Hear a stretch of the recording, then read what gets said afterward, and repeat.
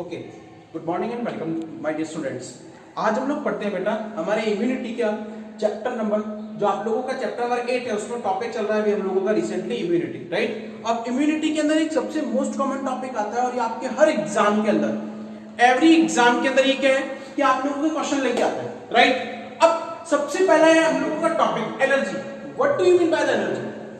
लोग कहते हैं कि सर मुझे एलर्जी हो गई, मुझे रैशेस, मेरे स्किन के ऊपर रैशेस हो रहे हैं, मुझे सनलाइट से एलर्जी है, सनबर्न होता है, मुझे डस्ट से एलर्जी है, मुझे पॉलन ग्रेन से एलर्जी है, मुझे डेंडर वगैरह से एलर्जी है। लेकिन ये एलर्जी है क्या? एलर्जी है क्या? तो आज हम लोग क्या करते हैं, एलर्जी के बारे में पढ़ते हैं। नॉर्मली आपके एनसीईआरटी के अंदर ये टॉपिक मिलेगा, ठीक है, लेकिन थोड़ा सा वो क्या है, नैरो स्पेक्ट्रम के अंदर है। अब हम लोग बात करते हैं एलर्जी है क्या। तो एलर्जी इज द एक्सजरेटेड, यानी कि एक्सजरेटेड का मतलब होता है एबनॉर्मल। एबनॉर्मल मतलब कि हमारा शरीर जो है उस टाइम नॉर्मल नहीं होता। शरीर में कोई भी डिफिकल्टी आ जाए, किसी के भी अगेंस्ट, तो उसे आप लोग क्या बोलते हो, एलर्जी। तो allergy is the exaggerated response of immune system to certain antigen, certain antigen present in the environment, जो कि हमारे एनवायरनमेंट में प्रेजेंट है, राइट। तो क्या है कि एक एब्नॉर्मल रिस्पांस जो हमारी बॉडी जनरेट कर रही है, बॉडी का इम्यून सिस्टम जनरेट कर रहा है, किसके, कोई भी एंटीजन हो, सर्टेन एंटीजन के अगेंस्ट जो हमारे एनवायरनमेंट में प्रेजेंट है, जो कहां प्रेजेंट है, एनवायरनमेंट के अंदर। अब बात करते हैं कि मैंने यहां पर वर्ड लिया एक्सजरेटेड। एक्सजरेटेड का कॉमन मीनिंग होता है बेटा एब्नॉर्मल। तो इस लाइन को हम दोबारा पढ़ते हैं कॉमन मीनिंग में, the abnormal response of immune system of body, ठीक है, हमारे शरीर के इम्यून सिस्टम का abnormal response to certain antigen, किसी भी एंटीजन के लिए प्रेजेंट इन एनवायरनमेंट, जो कि एनवायरनमेंट में प्रेजेंट है, वो क्या कहलाता है आपका, एलर्जी। वो क्या कहलाता है, एलर्जी। अच्छा, एलर्जी के नीचे एक वर्ड आता है आप लोगों के इसमें दिया भी हुआ है, एलर्जेंस, राइट। एलर्जेंस क्या है? नॉर्मली लोग बताते हैं कि एलर्जी कॉज करने वाले फैक्टर्स जो है एलर्जेंस कहलाते हैं, राइट। तो सब्सटेंसेस, वो सब्सटेंसेस है, वो एंटीजन जो आपकी बॉडी में एलर्जी कॉज कर रहा है। मैं यहाँ पर फैक्टर नहीं बोलूंगा, कारक नहीं बोलूंगा, सब्सटेंसेस, छोटे छोटे कण भी हो सकते हैं, ठीक है, जैसे pollen grains, pollen, dust particle, dust, मिट्टी, धूल के कण, धूल भरी आंधियां चलती है और सर्टेनली हम लोगों को क्या है, छींकें आना स्टार्ट हो जाती है। एनिमल डेंडर, ये नया वर्ड है। अब थोड़ा सा आप लोगों को पता लग गया होगा कि ये वर्ड जो है एनिमल डेंडर क्या है। एनिमल डेंडर एनिमल से रिलेटेड है, मेक श्योर एनिमल से रिलेटेड है। डेंडर का मतलब होता है पार्टिकल्स, डेंडर का मतलब होता है पार्टिकल्स। कहने का मतलब है कि एनिमल की बॉडी में से कुछ ऐसे पार्टिकल्स निकलते हैं जो आपकी बॉडी में एलर्जी कॉज करते हैं। स्पोर, फीदर होते हैं बेटा पंख। आप लोगों ने देखा होगा अचानक क्या है कि कबूतर जो है आप लोगों के ऊपर से कोई उड़ के गया, उसके पंख गिरे, आपके नाक के एरिया में आता है और आपको कंटिन्यूअसली छींकें स्टार्ट हो जाती है, ठीक है। आपके एनसीईआरटी में लाइन कहां से स्टार्ट होगी कि आप किसी नए एरिया में जा रहे हो, और अचानक आप लोगों को छींकें स्टार्ट हो जाती है, और आप जब आप उस एरिया को रिमूव करके जाते हो तो आपकी ये जो एलर्जी है, ये छींकें ये बंद हो जाती है। तो वो क्या होती है आपकी एलर्जी, वो क्या होती है एलर्जी, यानी कि वो है एब्नॉर्मल रिस्पांस जो आपकी बॉडी जनरेट कर रही है किसी भी एंटीजन के अगेंस्ट, ठीक है। अब बात करते हैं, जनरली आपके एनसीईआरटी में नहीं है इसकी मैकेनिज्म कंप्लीट। मैं आपको बात करता हूं कि इसकी मैकेनिज्म क्या है। पैथोजेनेसिस का मतलब है कि एलर्जी की मैकेनिज्म क्या है, किस तरीके से आपकी बॉडी में कौन कौन सी एंटीबॉडी जो है वो एलर्जी कॉज करती है। तो जनरली हम लोग बात करें एलर्जी के लिए जो स्पेसिफिक एंटीबॉडी होती है, दैट इज आईजीई। अब ये कैसे कॉज होता है? सबसे पहले आपके इम्यून सिस्टम में एक सेल होता है मास्ट सेल। आईजीई ने क्या किया, आईजीई और मास्ट सेल दोनों सबसे पहले जुड़ जाते हैं, कंबाइंड हो गए, ठीक है। तो मास्ट सेल की सरफेस के ऊपर आपका जो है ये मास्ट सेल है और इसकी सरफेस के ऊपर आपका है एंटीबॉडी। अब एंटीबॉडी कौन सा है, आईजीई एंटीबॉडी इसकी सरफेस के ऊपर बाइंड हो गई, ठीक है। देन मास्ट सेल जो है वो बिकम एक्टिवेटेड, वो एक्टिवेटेड हो गई, उसने अपनी बॉडी के ऊपर क्या किया, एंटीबॉडी को बाइंड कर दिया। एंटीबॉडी क्या है, वो प्रोटीन जो किसी भी एंटीजन को ट्रैप करके किल करती है, किसी भी एंटीजन को ट्रैप करके क्या करती है, किल करती है। जैसे ही कोई एंटीजन, ये है एंटीजन ए आपकी बॉडी में एंट्री किया, तो मास्ट सेल क्या करेगी, उस एंटीजन को रिकॉग्नाइज करेगी। रिकॉग्नाइज करने के बाद मैंने आपको इम्यून सिस्टम को डिटेल में बताया था कि जैसे ही रिकॉग्नाइज हुआ, रिकॉग्नाइज होने के बाद बी सेल्स एक्टिवेट होती है, प्लाज्मा बी सेल और मेमोरी बी सेल बनती है और वो डायरेक्टली एंटीबॉडी बनाती है और एंटीजन को क्या कर देती है बेटा, किल कर देती है। तो मास्ट सेल के पास में जो एंटीबॉडी जनरेटेड है, ऑलरेडी एंटीबॉडी बाउंडेड है, वो क्या करेगी, मास्ट सेल उसको रिकॉग्नाइज करेगी और एंटीजन को एंटीबॉडी से बाइंड कर देगी, एंटीजन को एंटीबॉडी से बाइंड कर देगी। अब जैसे ही एंटीजन बाइंड हुआ देन डीग्रेन्युलेशन, ये वर्ड है डीग्रेन्युलेशन। डीग्रेन्युलेशन को हिंदी में आप लोग विघटन भी बोलते हो, टूटना भी बोलते हो। तो इसमें क्या है कि मास्ट सेल के जो ग्रेन्यूल्स है वो बाहर रिलीज हो जाते हैं, ठीक है, मास्ट सेल के जो ग्रेन्यूल्स हैं वो बाहर रिलीज हो जाते हैं और मास्ट सेल क्या करेगा, कैल्शियम आयन को अपने अंदर लेगा। कैल्शियम आयन क्या है, एक सपोर्टिंग फैक्टर है जो इस एंटीजन को किल करने के लिए काम में आता है। अब जो ग्रेन्यूल्स बाहर निकले, उन ग्रेन्यूल्स में कौन कौन से होते हैं, आपकी एनसीईआरटी बुक में बेटा मिलेगा ये हिस्टामिन, हिस्टामिन और सेरोटोनिन, ये दोनों फैक्टर्स होते हैं बेटा, ठीक है ना। अच्छा, हिस्टामिन का वर्क क्या है और सेरोटोनिन का क्या है। हिस्टामिन जो है वो वैसोडाइलेशन करता है, वैसोडाइलेशन। अब काफी बच्चों को ये वर्ड समझ में नहीं आएगा, काफी बच्चों को ये वर्ड समझ में नहीं आएगा वैसोडाइलेशन क्या होता है। वैसो, आप लोगों को जब वर्ड समझ में नहीं आता तो वर्ड क्या आप ब्रेक डाउन करो। वैसो, वैसो वर्ड बना है बेटा आपकी वेसल से। और डायलेट, डायलेट का मतलब होता है, डायलेट का मतलब होता है कि स्प्रेडिंग, यानी कि वैसो डायलेट का मतलब क्या होता है, स्प्रेडिंग। वेसल्स जब है वो अपना उनका डायमीटर बढ़ जाता है, जैसे कोई ब्लड वेसल इतना था, ठीक है, अब क्या हुआ, उसका डायमीटर बढ़ गया यानी कि वो वाइड हो गया, तो उसके लिए रिस्पॉन्सिबल कौन होता है, हिस्टामिन। दूसरा होता है सेरोटोनिन, क्योंकि आपकी बुक में केवल इनका नाम ही दिया हुआ है, सेरोटोनिन। सेरोटोनिन क्या करता है, वैसो कॉन्ट्रैक्शन, यानी ये क्या करेगा, वेसल्स के जो साइज है उसको और भी रिड्यूस कर देगा, उसको और भी रिड्यूस कर देगा। ओके, इसके अलावा मैंने यहां पर एक वर्ड लिखा है ECF। इन दोनों फैक्टर्स के अलावा एक और वर्ड आता है ECF।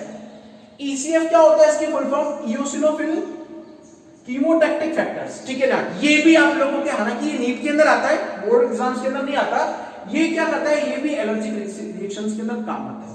Second time pathogen repeat कर रहा हूं बेटा, पैथोजेनेसिस मैकेनिज्म के अंदर सबसे पहले क्या होता है, IgE रिस्पॉन्स। IgE एंटीबॉडी जो होती है वो हमारी बॉडी के अंदर एलर्जिक रिएक्शंस के लिए रिस्पॉन्सिबल होती है।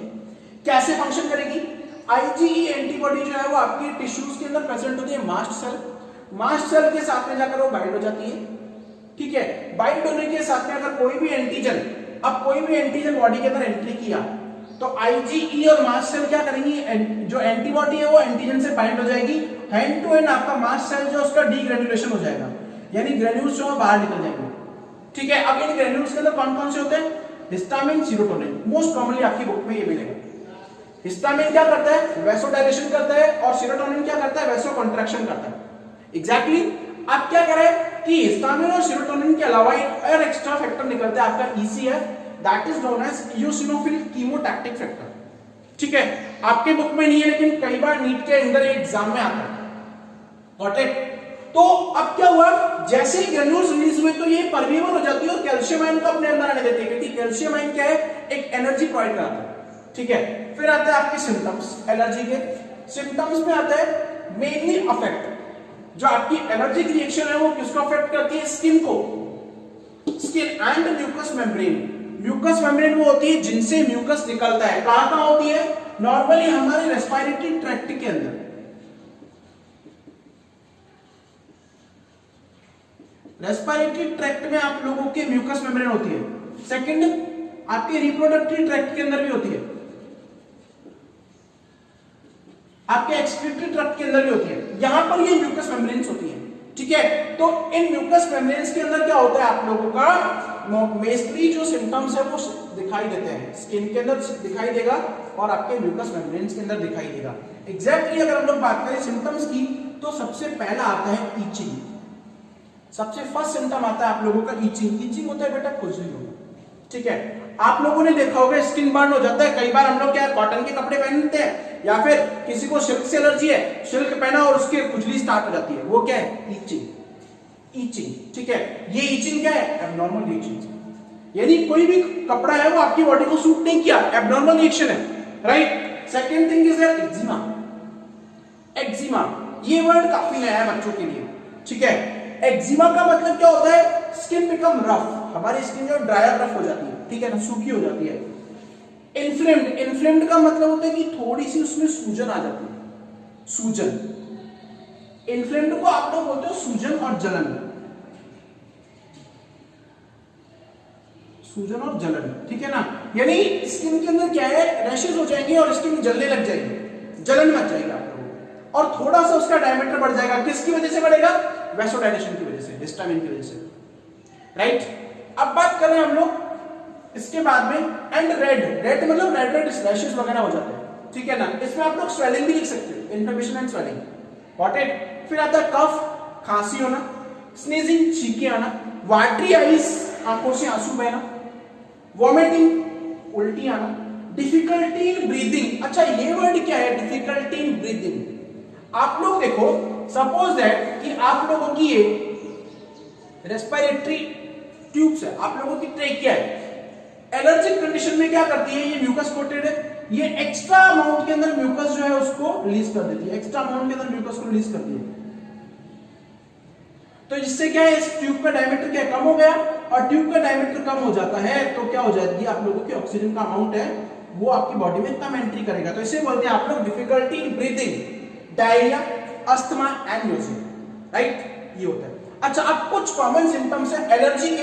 हे फीवर, कई बार एमसीक्यूज में आता है, नीट के एग्जाम में तो आता ही आता है, ठीक है। हे फीवर, ये पॉलन ग्रेन्स होते हैं एम्ब्रोसिया प्लांट के, आप लोग चैप्टर नंबर 2 के अंदर पढ़ेंगे ये, ठीक है, एनसीईआरटी में क्लास 12 के। अस्थमा, अस्थमा आप लोग जब ह्यूमन फिजियोलॉजी पढ़ते हैं तो उसमें एग्जैक्टली एनसीईआरटी में आप लोगों के डिजीज दी हुई है अस्थमा। अस्थमा क्या होता है, इन्फ्लेमेशन, वही सूजन और जलन, ठीक है, of bronchi and bronchioles. Bronchi and bronchioles किसके पार्ट है बेटा, आपकी ट्रेकिया के पार्ट है, ट्रेकिया। अच्छा कंप्लीट है ट्यूब ट्रेकिया, जब ये ट्रेकिया दोनों लंग्स में एंट्री करती है तो इसे आप लोग बोलते हो ब्रोंकाई, ब्रोंकाई। और जब लंग्स के अंदर एंट्री कर जाती है तो वहां पर जाने के बाद एक और स्मॉलर ट्यूब्स में कन्वर्ट हो जाते हैं, जैसे आप लोग बोलते हो क्या, ब्रोंक्यूल्स। क्या बोलते हो आप लोग, ब्रोंक्यूल्स, राइट। अच्छा तो ये क्या है, अस्थमा जो है ये inflammation in bronchi and bronchioles, यानी कि आप लोगों के सांस की नली में जो एलर्जी होती है जिसके कारण आपको छींके वगैरह आती है, ब्रीदिंग में डिफिकल्टी होती है, वो कहलाता है आपका अस्थमा। अब आता है आपका एनाफाइलेक्सिस। जनरली ये क्या होती है बेटा, इंजेक्शन के अगेंस्ट, यानी कि हमने कोई भी इंजेक्शन लिया और इंजेक्शन से हमारी बॉडी में रैशेस वगैरह हो गए, तो इंजेक्शन से जो एलर्जी होती है उसको आप लोग बोलते हो anaphylactic shock, allergic reaction of injection. जैसे कोई भी पर्सन है उसको पेनिसिलिन एंटीबायोटिक का इंजेक्शन दे दिया, अब डॉक्टर ने बिना पूछे उसका एलर्जिक हिस्ट्री जाने बिना उसको इंजेक्शन दे दिया और बॉडी ने क्या किया, एलर्जिक सिम्टम्स शो करना स्टार्ट कर दिया, दैट इज नोन एज क्या, एनाफाइलेसिस और anaphylactic shock, right, got it. तो आज हमने क्या पढ़ा, एलर्जी। एलर्जी क्या है, एब्नॉर्मल रिस्पांस है इम्यून सिस्टम का जो एंटीजन के किसी भी एंटीजन जो एनवायरनमेंट में प्रेजेंट है उसके अगेंस्ट होती है, ठीक है। अब एलर्जेंस होते हैं वो फैक्टर या वो सब्सटेंसेस जो एलर्जी कॉज करते हैं, pollen, dust, animal dander, spore और फीदर्स, राइट। अब क्या है, मैकेनिज्म कैसे है, किस तरीके से, हमें पता है हमारी बॉडी में आईजीई एंटीबॉडी जो है वो एलर्जी के लिए रिक्वायर्ड है, ठीक है। अब ये क्या करेगी, सबसे पहले मास्ट सेल से जाकर कंबाइंड हो जाएगी, जैसे कोई एंटीजन आएगा मास्ट सेल और एंटीबॉडी का जो कॉम्प्लेक्स है ये एंटीजन को बाइंड कर लेगा, बाइंड करने के बाद क्या करेगा, मास्ट सेल का डीग्रेनुलेशन होगा और इससे हिस्टामिन और सेरोटोनिन और ईसीएफ फैक्टर जो बाहर निकल जाते हैं, ठीक है। अब और कैल्शियम आयन जो उसका इनसाइड मूवमेंट होता है, गॉट इट। हिस्टामिन किसके लिए रिस्पांसिबल है, वैसोडाइलेशन, यानी कि मसल्स को या वेसल्स को क्या कर देगा, ये फैला देता है। और सेरोटोनिन क्या है, वैसो कंट्रैक्शन के लिए रिक्वायर्ड है। फिर आता है इसके सिम्टम्स, मेनली ये किसको इफेक्ट करता है, स्किन को और म्यूकस मेम्ब्रेन्स को, right. Respiratory tract, mucus membrane कहां होती है, रेस्पिरेटरी और रिप्रोडक्टरी ट्रैक्ट के अंदर। अब ईचिंग, एक्जिमा, ईचिंग खुजली होती है, एक्जिमा होता है आपका स्किन के अंदर रफ, इन्फ्लेम्ड और रैशेस वगैरह हो जाते हैं, रेडनेस आ जाती है। Cough, sneezing, watery eyes, vomiting, difficulty in breathing. Difficulty in breathing मतलब जो आपकी म्यूकस मेम्ब्रेन्स हैं वो क्या करती है, एक्सेस अमाउंट में म्यूकस सीक्रेट करती है जिससे उनका डायमीटर कम हो जाता है और ब्रीदिंग में डिफिकल्टी आती है, right. Asthma and nausea. Hay fever, बेटा ये एलर्जी के नॉर्मली एलर्जिक रिएक्शंस के नाम है। हे फीवर जो है ये एम्ब्रोसिया प्लांट के थ्रू होता है। अस्थमा मैंने बताया था, ब्रोंकाई और ब्रोंक्यूल्स में जब इन्फेक्शन हो जाता है, एलर्जी हो जाती है तो उसे आप लोग अस्थमा बोलते हो, ठीक है। और एनाफाइलेटिक शॉक बेटा ये क्या होता है, आप लोगों के इंजेक्शंस के थ्रू जो एलर्जी होती है, यानी कि किसी भी पर्सन को बिना उसकी एलर्जिक हिस्ट्री जाने अगर हम लोग इंजेक्शन लगाते हैं तो उससे जो एलर्जिक रिएक्शन होती है दैट इज नोन एज क्या आप लोगों का एनाफाइलेटिक शॉक। What it